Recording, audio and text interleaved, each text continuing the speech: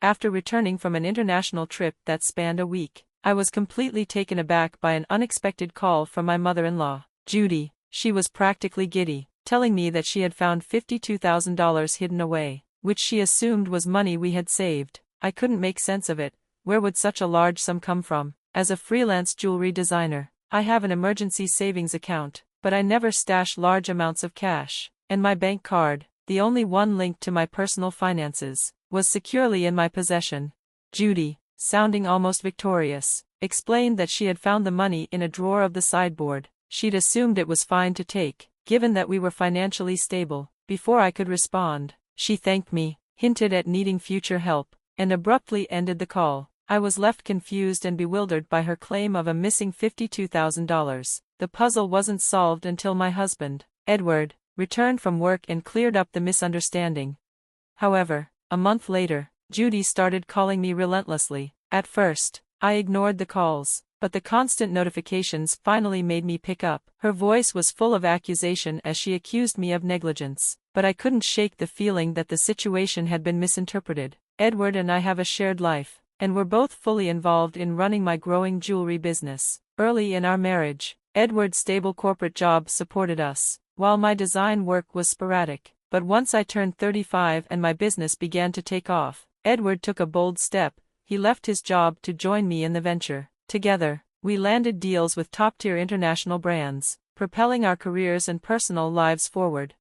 But with success came complications, especially when it came to Judy. She lived alone in the family home and often viewed our lifestyle with envy. "You're living so lavishly, I'm jealous," she'd often say, interpreting my professional commitments, product launches, meetings with executives, as indulgences. Her requests for financial assistance became more frequent, sometimes asking for money for a party or other personal reasons. These growing demands made it harder to balance my expanding business and family obligations. Despite the high costs of running my business, including maintaining a professional image, Judy's perceptions of our life made things difficult.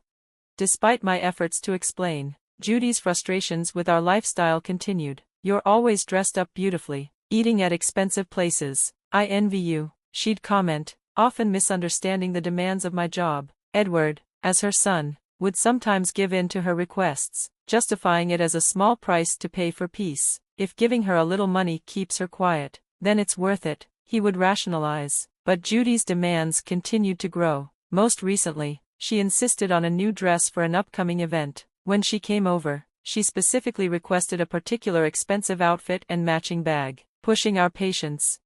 Her behavior had been escalating. Edward had previously set up a credit card for her to use for personal expenses, but her spending quickly spiraled out of control. Despite repeated warnings, she continued to overspend, which placed a strain on our finances. I once purchased a ring that I couldn't resist, but I regretted not discussing it with Edward beforehand when the bill was unexpectedly high. Judy admitted, in a rare moment of clarity, that her reckless spending was having an impact, and we decided to cut off her access to the card. The credit card was in her name, but Edward had been managing and paying the bills. Judy treated it as an open-ended resource, not understanding that every purchase had to be repaid.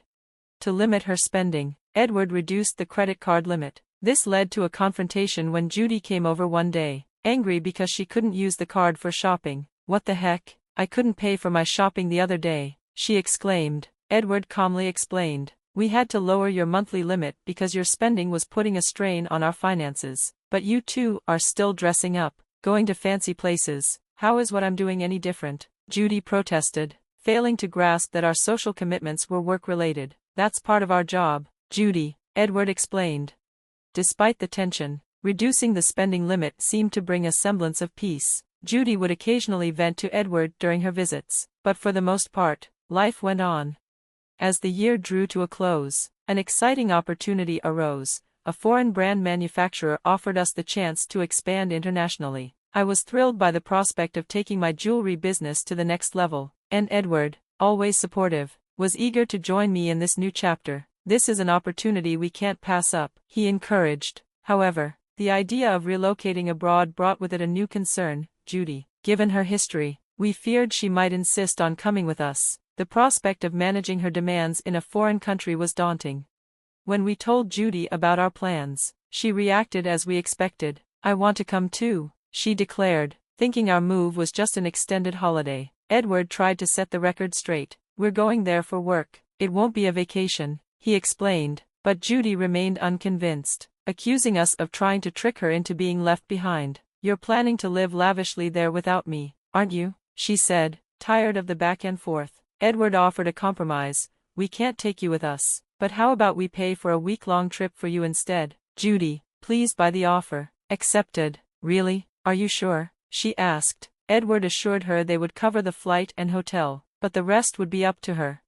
However, peace was short-lived. A few days later, while Edward was preoccupied with arrangements for the move, Judy showed up unannounced. Hey, Catherine, Edward said I want to shop over there too. Can you give me some money? She asked. What about the card Edward gave you? I replied, aware that she already had a card for personal expenses. Judy's expression faltered. That's the thing. Edward finally took it away from me, she admitted, realizing her spending had gotten out of hand.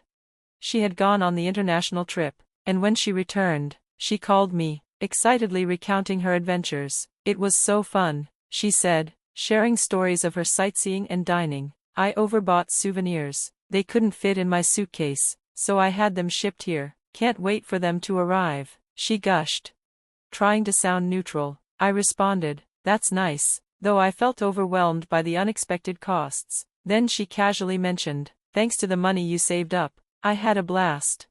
Confused, I asked, saved up money? What are you talking about? I found it in your house's sideboard drawer, she revealed, claiming she had taken $52,000. I was stunned. Why would such a large sum of money be in a drawer? I asked. Taking money without permission is theft, I added, trying to make sense of the situation. Judy, however, was unfazed. That's why I'm telling you now. I used it. Consider it a post-factum report, she said with unsettling nonchalance. Even if you're family, taking money without telling anyone is a crime, I said, growing increasingly concerned. If this was money Edward set aside for an important transaction, it's even more serious.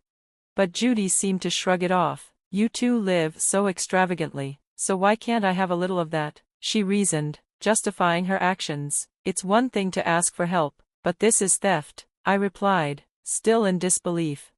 Judy's casual dismissal of the situation left me reeling. I'm glad you had fun, but we need to address this seriously, I said, struggling to make sense of the unbelievable situation. I'll talk to Edward about it when he gets back. He'll understand, since I'm his mother. To him, $52,000 is just a drop in the bucket. Her casual dismissal of such a large amount of money, along with the mistaken sum, left me shocked. I promised to relay her perspective to Edward. That evening, Edward returned home, visibly distressed.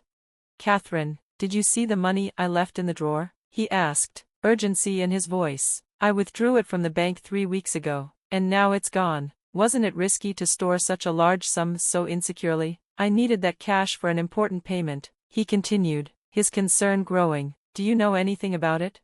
It hit me then. Judy's call about the $52,000 was referring to this very money. Edward, Judy called earlier, I said. She thanked us for the $52,000, saying she had a wonderful time using it. Edward sighed, his expression turning serious. After I lowered the limit on Judy's credit card, she started secretly getting money from other sources. I found out about her growing debt and confiscated all her cards. I withdrew the cash to clear her debts without involving our business finances. It was also meant to be a parting gesture, as we were preparing to move abroad and wouldn't be able to manage her financial issues. I nodded, understanding more clearly. A month has passed, and with everything going on with the move, I haven't had the chance to answer Judy's calls. When I finally did, her tone was desperate. I recalled the conversation vividly. Why aren't you answering? I've called so many times, Judy had lamented, on the verge of tears. I'm sorry, I've been caught up with the move. What's going on? I had asked. It's overwhelming. They demand payments every day. I can't handle it, Judy had confessed. Have you tried reaching Edward first? I had suggested, hoping she had approached him before turning to me. Edward's not taking my calls. Catherine, you're my last hope. Please, can you help? Judy had pleaded. In that moment, I realized the severity of Judy's situation. Her financial mismanagement had spiraled into a crisis, and now cut off from Edward's direct help. She was desperately turning to me. As we prepared for our new life abroad, resolving Judy's turmoil had become a top priority. Edward's handling of his dealings with his mother took me by surprise. If he had used the allocated funds to settle Judy's debts directly, the flood of collection letters and creditor calls could have been avoided. Instead, Judy found herself drowning in debt, an overwhelming situation I never imagined would unfold in such a dramatic way. By the end of the conversation, Judy had pleaded again, "Please talk to Edward for me." Though we were facing immense pressure with our business expansion and limited financial resources, especially after Judy's prior mishandling of funds, I promised I would speak with Edward. When he returned, I shared Judy's situation with him. His response was a mixture of exhaustion and resignation.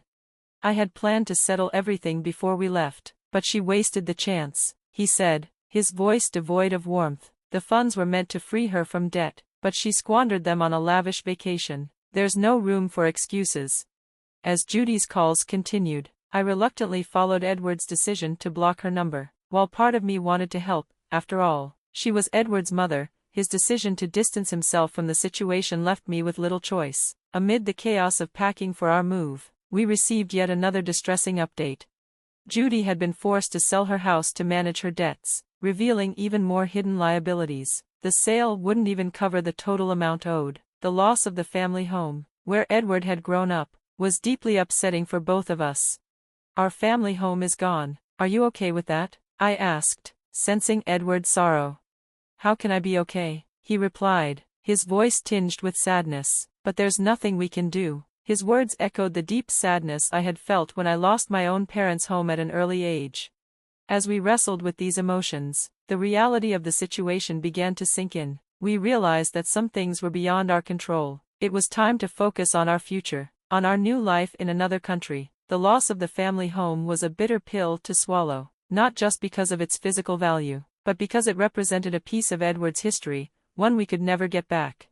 In her new apartment, Judy now faced the daily challenges of managing her overwhelming debts. At her age, finding work was not easy. Most job opportunities for the elderly were physically demanding and poorly paid, and they offered little room for financial recovery. The contrast between Judy's previous life of financial freedom and her current struggles was stark. While I couldn't help but feel sympathy for her, I also recognized that much of her plight was the result of her own choices. It was a painful reminder that financial responsibility was crucial at every stage of life. Meanwhile, our new life overseas was taking shape. Our business was thriving, the international move had given us a new platform, and we began to receive more inquiries and offers than we had ever anticipated. It was thrilling, but also demanding. The dream of expanding our family seemed distant, something we hoped to revisit once the immediate pressures of work had subsided. Edward, juggling multiple roles in the business, felt the strain of balancing our professional ambitions with the need to maintain a personal life. As partners in both business and life, we constantly reflected on our future, trying to align our career goals with our personal desires. From our new apartment's window, looking out over the busy city below, I realized how different this life was from what we had left behind. The neon lights and relentless pace of the city contrasted sharply with the calm and stability of our previous life. But as exhilarating as this new chapter was, it was also overwhelming, filled with constant decisions and responsibilities that tested us every step of the way.